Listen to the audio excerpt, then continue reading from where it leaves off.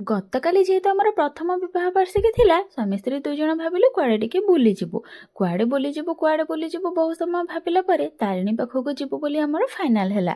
ସେଥିପାଇଁ ରାତିରୁ ଉଠି ଅନ୍ଧାରୁଆ ବେଳୁ ଗାଧେଇ ପାଧେଇ ବାହାରି ଯାଇଥିଲୁ କେନ୍ଦ୍ରାପଡ଼ା ଷ୍ଟେସନ। ସେଠି ପ୍ରଥମେ ଟିକେଟ୍ କରି ନେଇଥିଲୁ ଆଉ ଟ୍ରେନ୍କୁ ଅପେକ୍ଷା କରିଥିଲୁ। ବହୁ ସମୟର ଅପେକ୍ଷା ପରେ ଫାଇନାଲି ଟ୍ରେନ୍ ଆସିକି ପହଞ୍ଚି ଯାଇଥିଲା।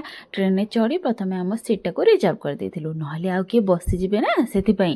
ଆଉ ତାପରେ ପ୍ରାକୃତିକ ପରିବେଶକୁ ଉପଭୋଗ କରି ଚାଲିଥିଲୁ। ବାଟରେ ବହୁତ ସାରା ବିଲ ପାହାଡ଼ ଏସବୁ ଆସୁଥିଲା, ଯାହାକି ବହୁତ ସୁନ୍ଦର ଦେଖାଯାଉଥିଲା। ଏସବୁକୁ ଉପଭୋଗ କରୁ କରୁ ବହୁ ଜୋରରେ ଭୋକ ହେଲା। ଆଉ ତା ଭିତରେ ଆସିକି ପହଞ୍ଚି ଯାଇଥିଲା ଆମର ଝାଲ ମଟର ବାଲା। ଯେହେତୁ ବିନା ପିଆଜ ରସୁଣ ଥିଲା, ସେଥିପାଇଁ ପ୍ରଥମେ ଝାଲ ମଟର ଖାଇ ଦେଇଥିଲୁ।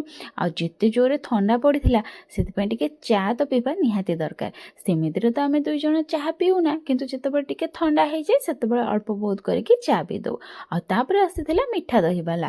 ଯେହେତୁ ମିଠା ଦହି ମୋର ପସନ୍ଦ, ସେଥିପାଇଁ ସ୍ୱାମୀ ଗୋଟେ ମିଠା ଦହି ରଖିଦେଇଥିଲେ। କିନ୍ତୁ ସେ ମିଠା ଦହିଟା ବିଲକୁଲ ବି ମିଠା ଦହି ଭଳିଆ ଲାଗୁନଥିଲା।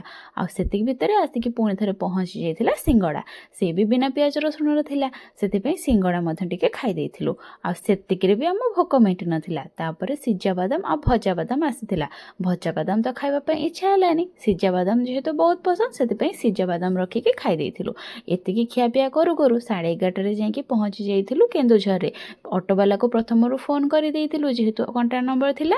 ସେ ନେଇକି ଆମକୁ ଘଟଗାଁରେ ପହଞ୍ଚି ଦେଇଥିଲା। ସେଠି ଭୋଗରାଗ କିଣିକି ଆମେ ଯାଇଥିଲୁ ମନ୍ଦିର। ସେଠି ପ୍ରଥମେ କିଛି ଫଟୋ ଉଠି କରିଥିଲୁ। ତାପରେ ଆମେ ମନ୍ଦିର ଦର୍ଶନ କରିପାରିଲୁ କି ନାହିଁ, ଆଉ ଆଗକୁ କୁଆଡ଼େ ଗଲୁ, କ'ଣ ହେଲା, ସେଇ ବିଷୟରେ ଆପଣମାନଙ୍କ ସହିତ ମୁଁ ନେକ୍ସଟ ଭିଡ଼ିଓରେ ସେୟାର କରିବି। ସେଥିପାଇଁ ଚ୍ୟାନେଲକୁ ସବସ୍କ୍ରାଇବ୍ କରିଦିଅନ୍ତୁ। ଆଉ ଆଜିର ଭିଡ଼ିଓଟି ଭଲ ଲାଗିଥିଲେ ଗୋଟେ ଲାଇକ୍ କରିଦିଅନ୍ତୁ ଆଉ ସୁନ୍ଦର କମେଣ୍ଟ ମଧ୍ୟ କରିଦେବେ।